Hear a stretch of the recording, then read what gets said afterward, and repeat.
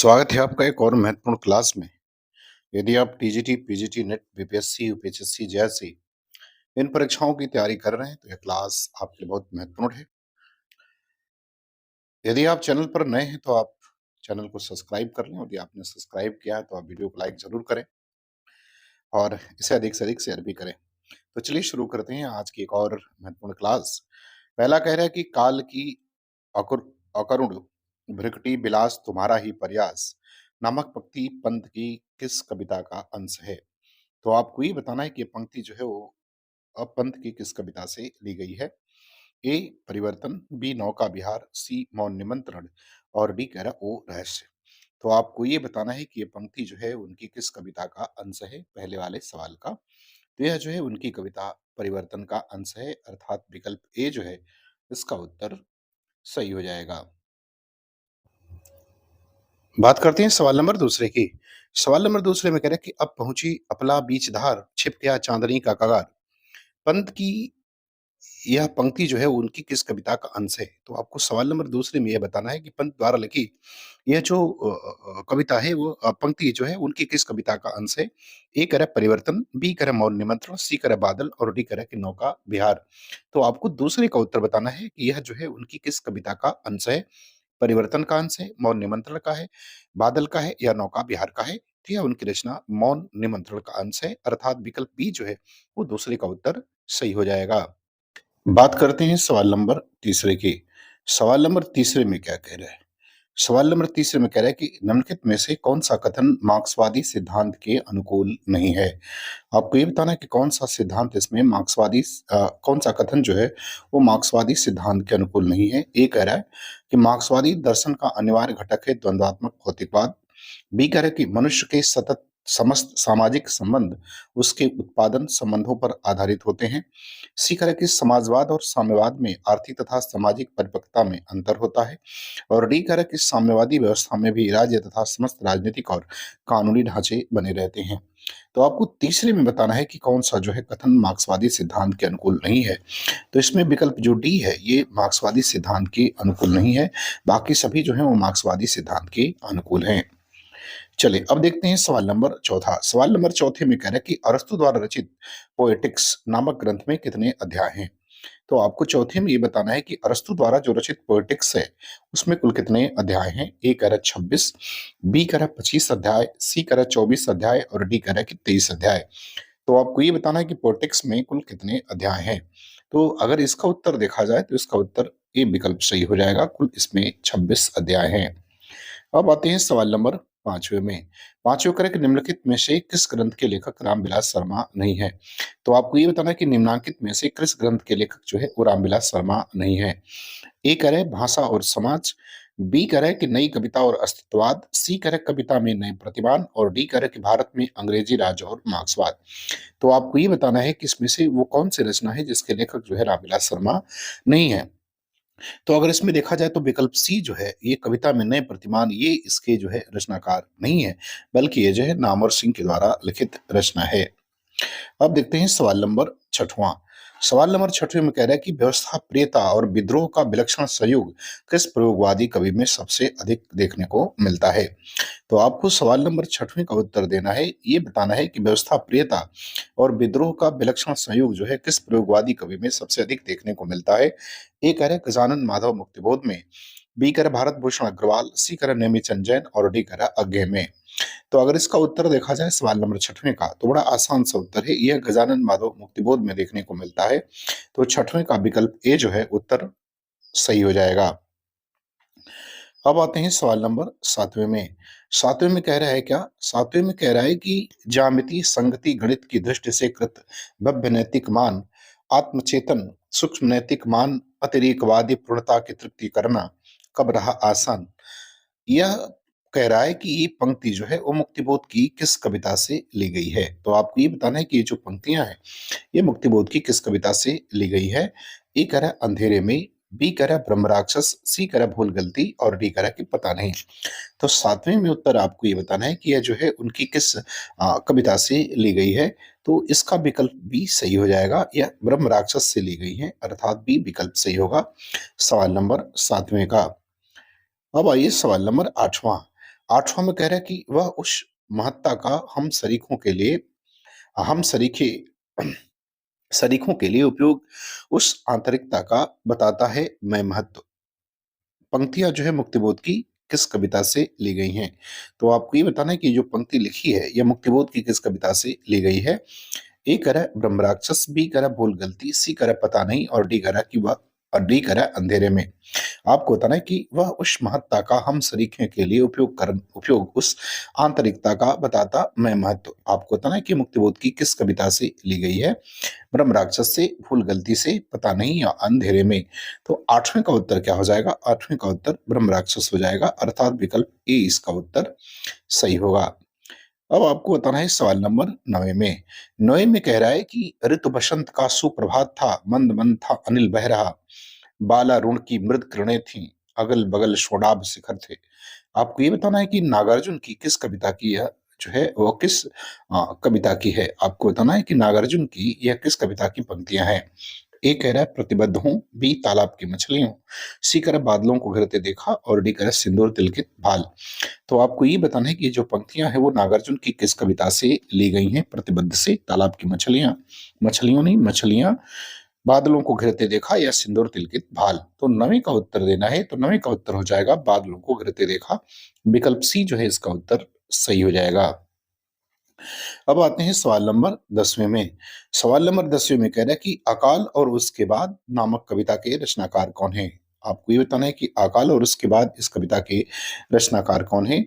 ए कह रहा है केदारनाथ अग्रवाल, बी त्रिलोचन, सी कह रहा है नागार्जुन और डी कह रहा है कि इनमें से कोई नहीं। तो 10वें का उत्तर बताना है कि अकाल और उसके बाद इस कविता के रचनाकार कौन है? तो ये नागार्जुन की कविता है, अर्थात विकल्प सी जो है उत्तर इसका सही हो जाएगा। सवाल नंबर 11 में कह रहा है कि भारतेंद्रकृत भारत दुर्दशा किस साहित्य रूप का हिस्सा है? तो आपको ये बताना है कि जो भारत दुर्दशा है, भारतेंद्र द्वारा लिखित, वह किस साहित्य रूप का हिस्सा है? कथा साहित्य है, नाटक साहित्य है, संस्मरण साहित्य है या जीवनी साहित्य है? तो 11 में आपको ये बताना है कि इसका साहित्यिक रूप क्या है भारत दुर्दशा का? तो यह एक नाटक साहित्य है, अर्थात नाटक है। विकल्प बी जो है इसका उत्तर सही हो जाएगा सवाल नंबर 11 का। अब आते हैं सवाल नंबर 12 में। 12 में कह रहा है कि हम दावे के साथ कह सकते हैं कि भाषा की मिठास और कोमलता की दृष्टि से तो इनका कोई भी प्रतिद्वंदी हिंदी साहित्य में नहीं है। विद्यापति के संबंध में यह कथन जो है वो किसने कहा है? आपको ये बताना है कि विद्यापति के संबंध में यह कथन किसका है? ए कह रहा है आचार्य हजारी प्रसाद द्विवेदी, बी कह रहा है डॉक्टर नगेंद्र, सी कह रहा है डॉक्टर नामवर सिंह और डी कह रहा है किराम वृक्ष बेनीपुरे। तो आपको ये बताना है 12 नंबर भी सवाल में कि विद्यापति के संबंध में यह कथन जो है किसके द्वारा कहा गया है? तो यह राम वृक्ष बेनीपुरी के द्वारा कहा गया है। विकल्प डी जो है इसका उत्तर सही हो जाएगा। अब आते हैं सवाल नंबर 13 में। 13 में कह रहे किस आलोचक ने जायसी को भूमिपुत्र की संज्ञा दी है? आपको ये बताना है कि किस आलोचक ने जायसी को भूमिपुत्र की संज्ञा दी है? ए कह रहा है वासुदेव शरण अग्रवाल, बी कह रहा है कि राम कुमार वर्मा, सी कह रहा है नामवर सिंह और डी कह रहा है कि बच्चन सिंह। तो आपको ये बताना है कि किस आलोचक ने जायसी को भूमिपुत्र की जो है वो संज्ञा दी है? तो सवाल नंबर 13 का उत्तर आपको बताना है। तो इसका विकल्प ए सही हो जाएगा। वासुदेव शरण अग्रवाल ने इनको भूमिपुत्र कहा था। अब आते हैं सवाल नंबर 14 में। 14 में कह रहा है कि और सहसा मैंने पाया कि खुद अपने सवालों के सामने खड़ा हूं और उस मुहावरे को समझ गया हूं जो आदमी और गांधी के नाम पर चल रहा है, जिससे न भूख मिट रही है न मौसम बदल रहा है। आपको ये बताना है कि ये पंक्तियां जो है वो धूमिल की किस कविता से ली गई हैं? तो 14 में आपको ये बताना है कि ये पंक्तियाँ जो है धूमिल की किस कविता से ली गई हैं? ए कह रहा है नक्सलबाड़ी, बी मोचीराम, सी अकाल दर्शन और डी कह रहा है रोटी और संसद। तो 14 में आपको बताना है कि यह उनकी किस कविता से ली गई है? तो यह अकाल दर्शन की पंक्ति है, अर्थात विकल्प सी जो है आपका 14 का उत्तर सही हो जाएगा। अब आते हैं सवाल नंबर 15 में। 15 में कह रहे हैं कि दसवां मेघ घाट पर भिक्षुकों में एक-एक टुकड़े के लिए द्वंद्व चल पड़ता है। वे सभी भूखे रहते हैं। ज्ञान के लिए वहां लेस मात्र भी जगह नहीं है। उन्हीं भिक्षुकों की तरह हो गई है तुम्हारी यह पुरुष जाति। आपको ये बताना है कि सिंदूर की होली नाटक में यह कथन जो है वो किसका है? तो आपको बताना है कि सिंदूर की होली नाटक में ये कथन किसके द्वारा कहा गया है? ए कह रहा है मुरारी लाल, बी मनोरमा, सी रजनीकांत और डी कह रहा है मनोज शंकर। तो आपको ये बताना है कि सिंदूर की होली जो नाटक है उसमें यह कथन जो है किसके द्वारा कहा गया है? तो यह कथन जो है मनोरमा के द्वारा कहा गया है। विकल्प बी जो है उत्तर सवाल नंबर 15 का सही हो जाएगा। अब आते हैं सवाल नंबर 16 में। 16 में कह रहे कि भगत जी तुम्हारे हाथों खुल रही हो किस्मत, किसी को तो बताओ मैं क्यों रोकूं? तुम्हारा दिल दरिया है पर हिसाब हिंसों का कौन पुगाएगा? जट मुजरों के औकड़ वेले कौन टपकाएगा? जिंदगी नामा उपन्यास में ये कथन जो है किस पात्र का है? तो आपको ये बताना है कि जो जिंदगी नामा उपन्यास है उसमें यह कथन जो है किस पात्र के द्वारा कहा गया है? ए कह रहा है साहजी, बी काशी सा, सी कह रहा है लक्की और डी कह रहा है गोमा। तो आपको ये बताना है कि जिंदगी नामा जो उपन्यास है उसमें यह कथन जो है किसके द्वारा कहा गया है? और आप कमेंट करके जरूर बताइएगा कि जिंदगी नामा उपन्यास जो है वो किसके द्वारा लिखा गया है। तो इसका उत्तर विकल्प ए हो जाएगा, साहजी के द्वारा कहा गया है। तो ए उत्तर इसका सही होगा 16 का। बात करते हैं सवाल नंबर 17 की। सवाल नंबर 17 में क्या कह रहा है? सवाल नंबर 17 में कह रहा है कि निम्नलिखित में से कौन-सा संस्मरण पद्मा सचदेव का नहीं है? तो आपको ये बताना है कि कौन-सा संस्मरण जो है वो पद्मा सचदेव के द्वारा लिखित नहीं है। ए कह रहा है दीवान खाना, बी कह रहा है मितवाघर, सी कह रहा है अमराई और डी कह रहा है कि धीमी-धीमी आँच। तो आपको ये बताना है कि इसमें से कौन-सा संस्मरण जो है वो पद्मा सचदेव का नहीं है। तो वो धीमी-धीमी आँच नहीं अर्थात विकल्प डी जो है इसका उत्तर सही हो जाएगा। सवाल नंबर 17 का यह बलराम के द्वारा लिखित है। अब आते हैं सवाल नंबर 18 में। 18 में कह रहे हैं कि विश्व प्रेम सर्वभूत हित कामना परम धर्म है, परंतु इसका अर्थ यह नहीं हो सकता कि अपने पर प्रेम न हो। यह कथन जो है स्कंद गुप्त नाटक में किस पात्र का है? तो आपको ये बताना है कि यह कथन जो है स्कंद गुप्त नाटक में किस पात्र के द्वारा कहा गया है? ए कह रहा है बंधु वर्मा, बी कह रहा है चक्रपालित, सी कह रहा है भीम वर्मा और डी कह रहा है जयमाला। तो 18 नंबर में आपको ये बताना है कि यह कथन जो है किसके द्वारा कहा गया है? तो यह कथन जो है वो जयमाला के द्वारा कहा गया है अर्थात विकल्प डी जो है इसका उत्तर क्या होगा? वो सही हो जाएगा सवाल नंबर 18 का। अब आते हैं सवाल नंबर 19। 19 में क्या कह रहे हैं? 19 में कह रहे हैं कि शक्ति कवित्व बीज रूपः संस्कार विशेषः अर्थात कवित्व निर्माण के बीज रूप विशिष्ट संस्कार को शक्ति कहते हैं। प्रतिभा के विषय में यह जो है उद्धरण है वो किस आचार्य का है? तो आपको ये बताना है कि प्रतिभा के संबंध में यह उद्धरण जो है वो किस आचार्य का है? ए कह रहा है आचार्य कुंतक, बी कह रहा है पंडित राज जगन्नाथ, सी कह रहा है आचार्य मम्मट और डी कह रहा है कि आचार्य दंडी। तो 19 में आपको ये बताना है कि यह जो है किसका उद्धरण है? तो यह आचार्य मम्मट का उद्धरण है अर्थात विकल्प सी जो है 19 का उत्तर सही हो जाएगा। अब आते हैं सवाल नंबर 20 में। 20 में कह रहा है कि उर्वशी के प्रथम अंक को सूच्य अंक माना जा सकता है, जिसमें अप्सराओं द्वारा घटनाओं का वर्णन तो करा ही जाता है, उर्वशी की मूल समस्या की स्थापना भी उन्हीं के द्वारा कराई जाती है। यह किस विद्वान या विदुषी का कथन है? तो आपको ये बताना है कि यह कथन जो है वो किस विद्वान या किस विदुषी का है? ए कह रहा है डॉक्टर विजेंद्र स्नातक, बी कह रहा है डॉक्टर सावित्री सिन्हा, सी कह रहा है डॉक्टर मंजू श्री गर्ग और डी कह रहा है डॉक्टर देवराज। तो आपको ये बताना है कि ये कथन जो है वो किसके द्वारा कहा गया है सवाल नंबर 20वें में। तो 20वें का उत्तर देखा जाए तो यह जो है डॉक्टर सावित्री सिन्हा का कथन है अर्थात विकल्प बी जो है 20 का उत्तर क्या होगा वो सही हो जाएगा। अब आते हैं सवाल नंबर 21 में। 21 में क्या कह रहा है?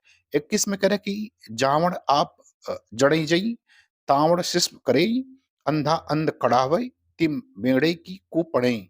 अर्थात जब तक स्वयं को न जान लो तब तक शिष्य मत बनाओ। अंधा अंधे को निकालने की कोशिश करेगा तो दोनों ही कुएं में जा गिरेंगे। आपको बताना है कि इस दोहे के रचनाकार कौन है? ए कह रहा है देवसेन, बी कह रहा है स्वयंभू, सी कह रहा है सरहपा और डी कह रहा है कि शालिभद्र सूरी। तो आपको ये बताना है कि इस दोहे के रचनाकार जो है वो कौन है? तो 21 का अगर उत्तर देखा जाए तो इसके रचनाकार जो है कौन है? वो सरापा हैं अर्थात विकल्प सी जो है वो 21 का उत्तर क्या होगा? वो सही हो जाएगा। अब आते हैं सवाल नंबर 22 में। 22 में कह रहा है कि फ़कत 7 कहानियों का संग्रह परिंदे निर्मल वर्मा की ही पहली कृति नहीं है, बल्कि जिसे हम नई कहानी कहना चाहते हैं, उसकी भी पहली कृति है। निर्मल वर्मा के कहानी संग्रह परिंदे के संबंध में यह कथन जो है वो किस आलोचक का है? तो आपको ये बताना है कि निर्मल वर्मा की जो कहानी परिंदे है, उसके संदर्भ में यह कथन किसके द्वारा कहा गया है? ए बच्चन सिंह, बी नामवर सिंह, सी रामचंद्र तिवारी और डी कह रहा है गोपाल राय। तो 22 का उत्तर आपको बताना है कि किसके द्वारा कहा गया है? तो यह जो है नामवर सिंह के द्वारा कहा गया है अर्थात विकल्प बी जो है इसका उत्तर क्या होगा? वो सही हो जाएगा। अब आते हैं सवाल नंबर 23 में। 23 में कह रहे हैं कि यदि कथानक निर्माण में लालची रीति मुक्त हो पाते, जैसा कि प्रत्येक अध्याय में कोई न कोई नीतिपरक पद्य लिखकर कथा को लक्षण उदाहरण का नमूना बना दिया गया हो, तो यह उपन्यास अधिक महत्वपूर्ण हो जाता। परीक्षा गुरु उपन्यास के संबंध में यह कथन जो है वो किस आलोचक का है? तो आपको ये बताना है कि परीक्षा गुरु के संदर्भ में यह कथन जो है वो किस आलोचक के द्वारा कहा गया है? ए कह रहा है रामचंद्र शुक्ल, बी कह रहा है हजारी प्रसाद द्विवेदी, सी कह रहा है बच्चन सिंह और डी कह रहा है कि रामविलास शर्मा। तो 23 में आपको उत्तर बताना है कि यह कथन जो है किसके द्वारा कहा गया है? तो यह जो है परीक्षा गुरु के संदर्भ में बच्चन सिंह के द्वारा, अर्थात विकल्प सी जो है इसका उत्तर सही हो जाएगा सवाल नंबर 23 का। अब आते हैं सवाल नंबर 24 में। 24 में क्या कह रहे हैं? 24 में कह रहा है कि अंधेरे में अंतर्गत सर्वत्र अंधेरा ही नहीं, बल्कि चमकती हुई रंग-बिरंगी मणियाँ भी हैं। बंदूक और गोली भी नहीं, फूलों के गुच्छे भी हैं। पिशाच आकृति पुरुष ही नहीं, सकर्मक सच्चित वेदना भास्कर नए नए सहचर भी हैं। भय नहीं, मानव करुणा भी है। पीड़ा ही नहीं, आस्था भी है। संपूर्ण कविता के अंधकार के ऊपर अस्तित्व की एक अलौकिक सुगंध परिव्याप्त है। उपरोक्त विचार नामवर सिंह के किस कृति से में व्यक्त किए हैं? आपको ये बताना है कि ये जो विचार है वो तो नामवर सिंह के द्वारा हैं, लेकिन उन्होंने ये विचार जो है अपनी किस रचना में व्यक्त किया है? ए कह रहे हैं छायावाद, बी दूसरी परंपरा की खोज, सी कह रहे हैं कविता के नए प्रतिमान और डी कह रहे हैं वाद-विवाद संवाद। तो 24 का उत्तर आपको बताना है कि नामवर सिंह ने यह जो कथन है अपनी किस कृति में व्यक्त किए हैं, यह जो विचार है वो किसमें व्यक्त किया है? तो उन्होंने कविता के नए प्रतिमान में किया है, अर्थात विकल्प सी जो है वो 24 का उत्तर सही हो जाएगा। अब आते हैं सवाल नंबर 25 में। 25 में क्या कह रहा है? कह रहा है कि ब्रजयानी सिद्धों और नाथपंथी योगियों का उद्देश्य कर्म को उस तंग गड्ढे से निकालकर प्रकृत धर्म के खुले क्षेत्र में लाना न था, बल्कि एक बारगी किनारे उकेल देना था। शुक्ल जी का यह कथन किस प्रकरण से है? तो आपको ये बताना है कि ये कथन जो है वो शुक्ल जी का तो है, लेकिन उन्होंने ये कथन जो है वो किस प्रकरण में कहा है? प्रकरण 2, प्रकरण 4, प्रकरण 1 या प्रकरण 3 में। तो आपको बताना है कि यह कथन जो है वो किस प्रकरण में कहा गया है। तो अगर 25 का उत्तर देखा जाए तो यह इस प्रकरण 1 में कहा है, अर्थात विकल्प सी जो है वो 25 का उत्तर सही हो जाएगा। तो मुझे उम्मीद है कि आपको ये वीडियो पसंद आएगी और आपको अच्छा लगे, तो आप चैनल को सब्सक्राइब ज़रूर करें। पूरा वीडियो देखने के लिए आपका बहुत-बहुत धन्यवाद।